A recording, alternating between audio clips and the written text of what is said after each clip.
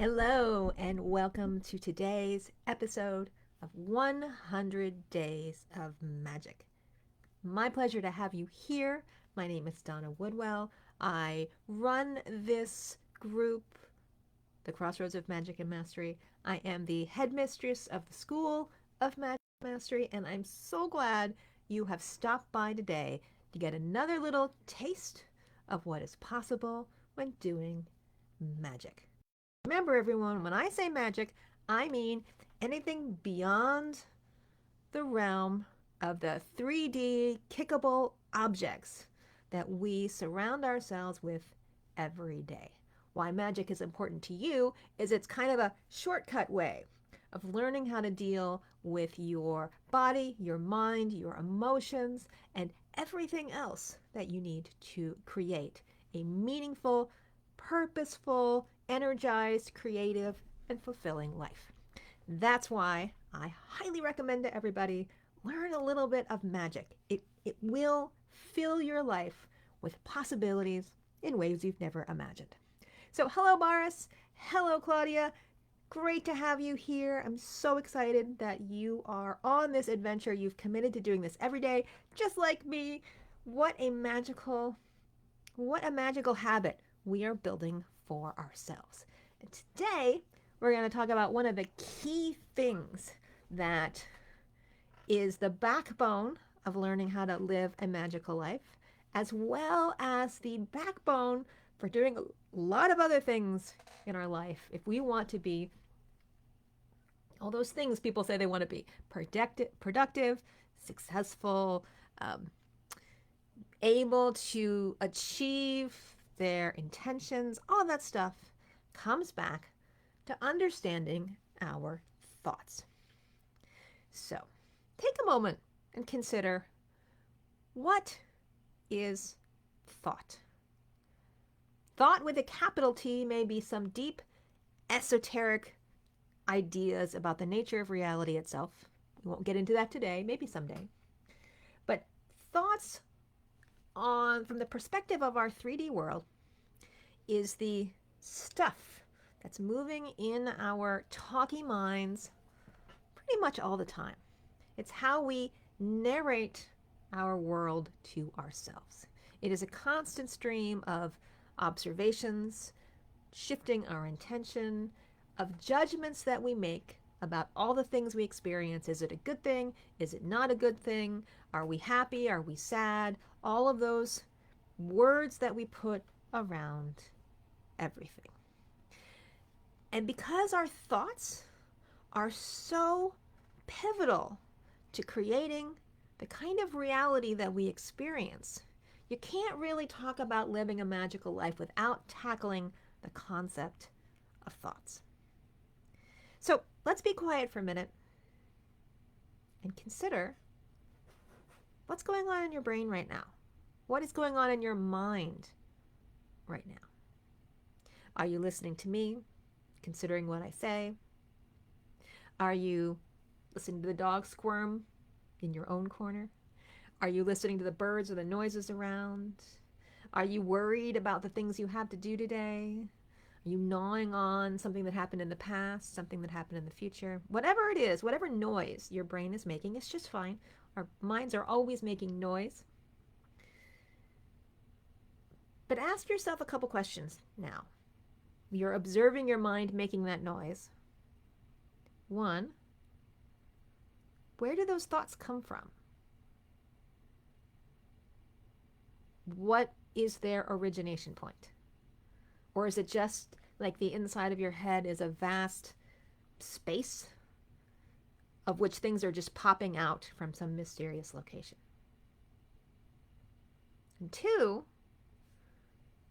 if the thoughts are happening, what's the part of you observing that the thoughts are happening?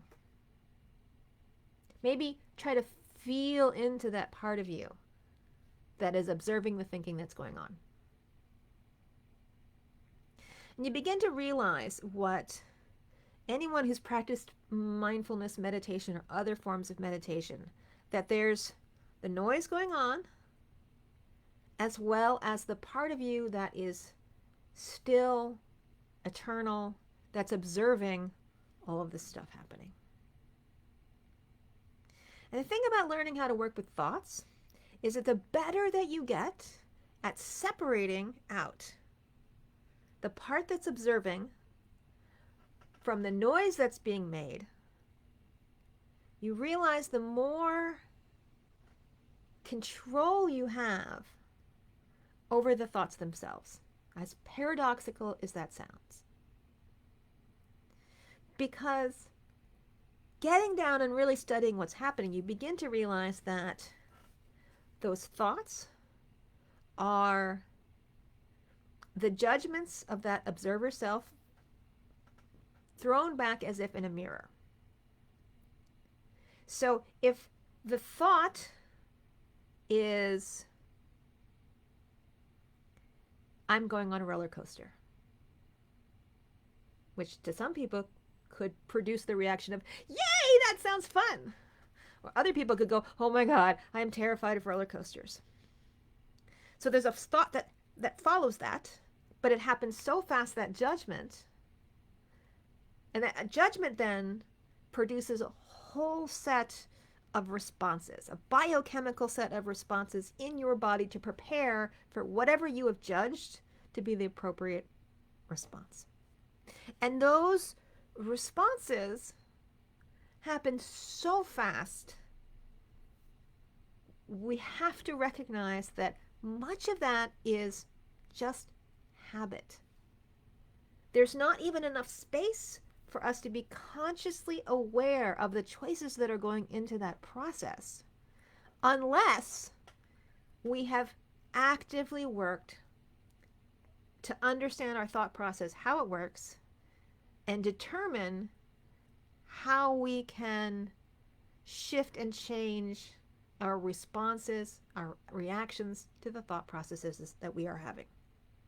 And it is not something that you can do overnight. Anything that's a habit takes time to shift and change, but it is something that you can do. Whatever you are feeling and experiencing and thinking about is mostly a habit. It's a habit that has been created by the stuff that went on before, based on what your experience has told you will be useful for you. Little children who have no experience don't think thoughts the way adults do, which is why it's so difficult to remember what happened when you were 0, 1, 2, little kid, because you're not thinking thoughts the way you're used to as an adult, because you don't have the experience, you haven't created the habits yet to have beyond rudimentary things. Language is also a habit pattern. When you are immersed in a language for years and years and you understand it as a fait accompli, it comes in and you don't think about it much. But if you go to some place where they speak a different language that you don't understand, your brain's like, whoa, what happened here? You know, and eventually, if you stay there long enough, maybe start learning a little bit of the language, your subconscious will start dreaming in the language before the rest of you catches up. And then you'll be like, oh my God, I'm dreaming in this language I don't understand. What is going on? This is the way our brains learn how to process information. Recognizing that our thoughts, the stuff that you see, is just the tip, the cover, the sliver on a very deep ocean of mind.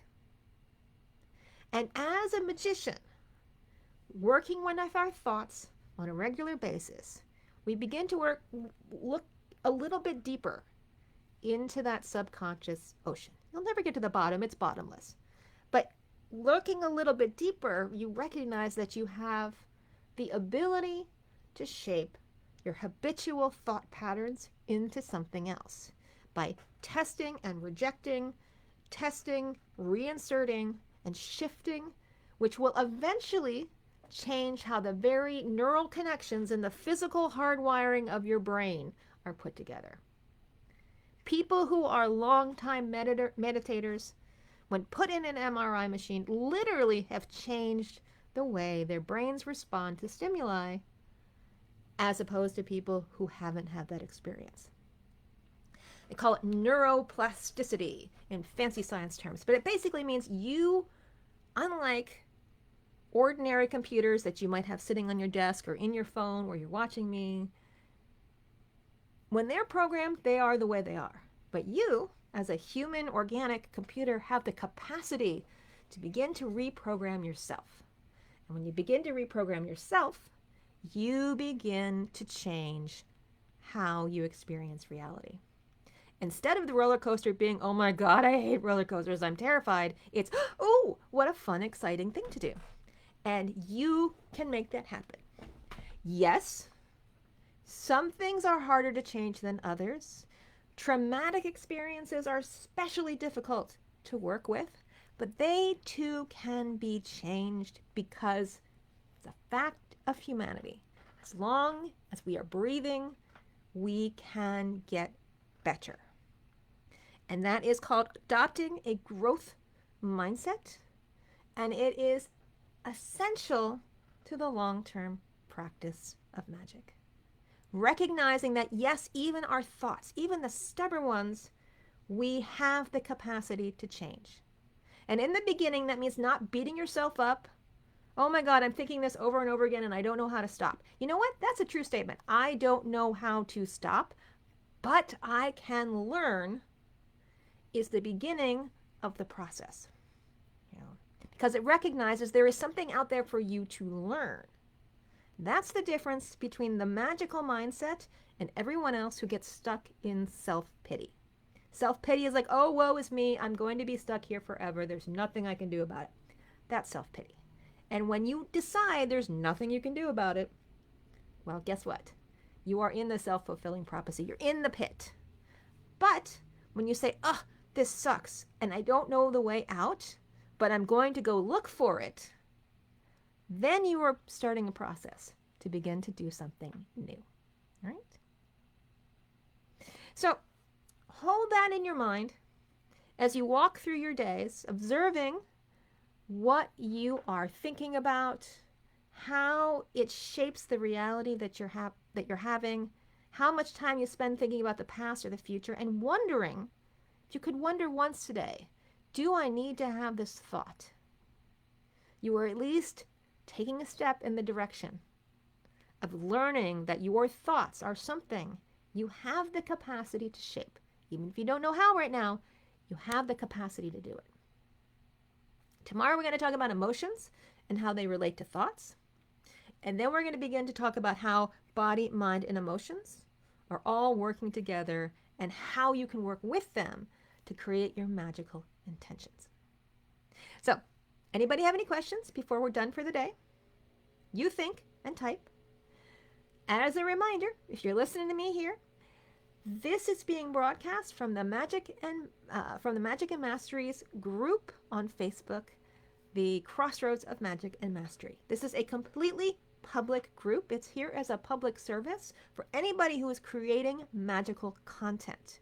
If you have blog posts, if you have classes and courses and books and things that you want to share with the world, feel free to post them here. Because it's a public group, any member of the group can pick up the content from here and post it someplace else in order to share it. So feel free to share this video. Feel free to share other forecasts and tarot spreads and whatever else, pictures of books you have written, anything that you're proud of.